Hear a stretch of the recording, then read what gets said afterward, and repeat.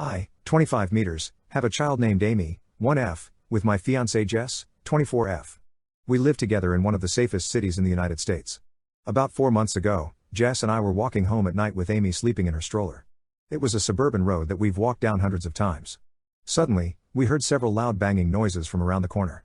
My first instinct was to check out where they came from, and so I jogged a couple of steps forward to peek and see what was going on.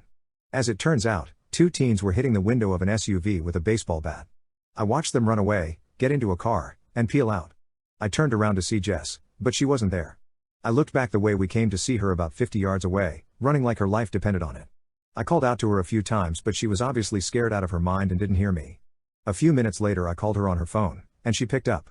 I explained that it was just a couple of dumb kids with a baseball bat. Jess sheepishly walked up a few minutes later and I couldn't help but laugh at her. She said that she grew up in a rough neighborhood. She did not, and mistook the sound for gunshots.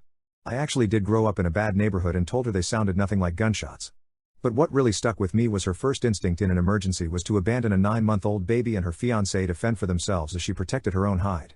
Well, last night we were watching a documentary together, and there was a scene with a woman who was frozen in terror during an animal attack.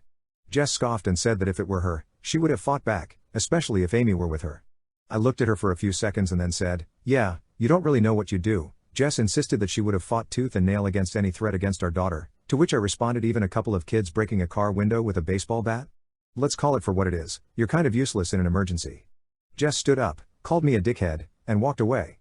It felt really shitty because she was victim blaming the woman in the documentary when she showed herself to be a coward of comic proportions. Were my words too harsh?